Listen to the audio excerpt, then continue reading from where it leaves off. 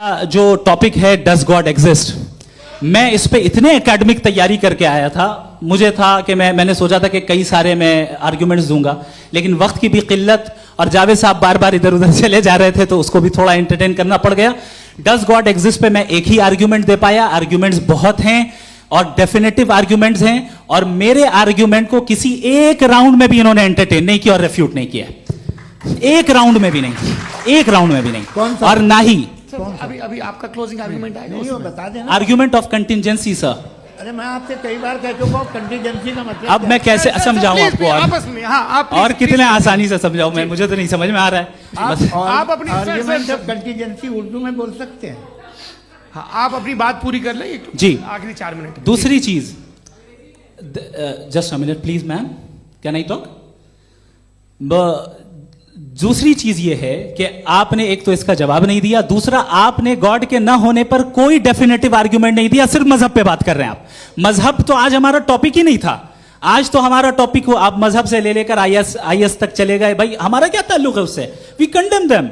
और उसका गॉड से क्या ताल्लुक है? अगर कोई गलत काम कर रहा है, किसी ने किसी को कत्ल किया, किसी ने किसी का रेप किया, उसको सजा मिलनी चाहिए। और आपके पास कोई भी rational strong foundation of morality नहीं है। आपने कहा कि मेजॉरिटी तय करेगी सोसाइटी की, वो सही होगा। मैंने कहा हिटलर को फिर आप सही कहेंगे, नहीं नहीं नहीं नहीं, प्लैनेट की सोसाइटी की मेजॉरिटी तय करेगी। तो प्लैनेट की मेजॉरिटी गॉड के एग्जिस्टेंस को मानती है, आप कह रहे हैं ये रिलीजियस है। तो यानी आपके पास कोई स्ट्रॉन्ग फाउंडेशन नहीं है ऑब्जेक्टिव मोरालिटी का। ऑब्जेक्टिव मोरालिटी का अगर कोई फाउंडेशन है तो वो सिर्फ गॉड है, गॉड है, गॉड है। थैंक यू जी। ये मुफ्ती शमाइल नदवी साहब का क्लोजिंग आर्ग्यूमेंट था। अब हमारे पास जी जी ये बड़ा अच्छा है कि दोनों लोगों को मॉडरेटर से शिकायत भी और बोल रहे भाई हमारी शाबाशी भी तो करते चलो। अब मेरी बात जी, आपके पास जावेद अख्तर साहब 5 मिनट का वक्त है। ये आपका क्लोजिंग आर्ग्यूमेंट है, टाइम रीसेट कर दें जी। देखिए, बहुत सारी बातें हैं। गॉड का डेफिनेशन दुनिया के किसी भी रिलीजन में है कि वो ओमनीपोटेंट है, ओमनीप्रेजेंट है, he is just, he is kind, he loves you and so on. मैं जब दुनिया देखता हूँ तो मुझे कोई ऐसा सुप्रीम पावर यहाँ दिखाई नहीं देती है जो इंसान की बहबूदी के लिए कुछ कर रही हो, कमज़ोर को बचा रही हो, मदद कर रही हो, जालिम को पीछे हटा रही हो। मैं नहीं देखा, तारीख में नहीं। एक तो अगर है और ये देख रहा है तमाशा, तो उसका होना न होना बराबर है।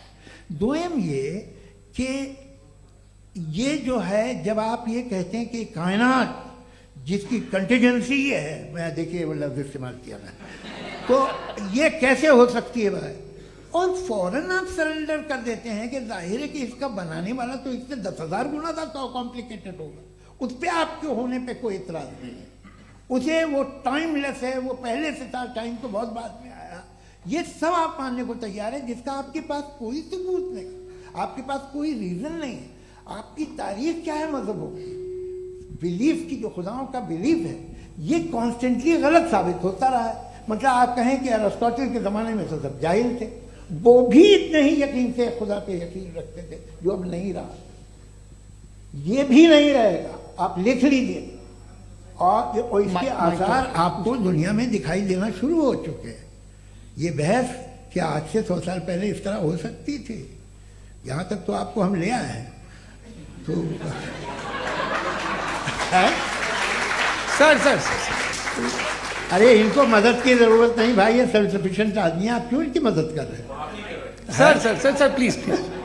तो ये जो है तमाम बातें अपनी जगह हैं। ये एक पैकेज है। आप अकेले, कोई आदमी ऐसा नहीं जो सिर्फ गॉड को मानता हो। उसके साथ बहुत पैराफर्नेलिया आता है, अलग अलग पैराफर्नेलिया आते हैं। They have always created chaos in the society. मैं तो आपको सीधा ऑफर देता हूँ कि दुनिया में 10 इम्पॉर्टेंट बिलीव्स हैं। आप एक मानते हैं, 9 नहीं मानते। 9 में आप एथीस्ट हैं, 9 को आप बिल्कुल रीजनेबली मेरी तरह देखते हैं। तो 90 मजहबी आदमी भी 90% एथीस्ट है। वो दूसरे खुदा नहीं मानता, एक खुदा मानता है, अपना वाला। बाकियों को कहता है गलत है। अगर आप मानना ही बंद कर दें तो आपका 10% चांस है कि आप सही हैं और 90% चांस है कि आप गलत हैं। मेरा मशवरा आप मानना छोड़ दिए तो 50% चांस होगा कि आप सही हैं और 50% चांस होगा, 40% आप गेन करेंगे बाय बिकमिंग एन एथीस्ट।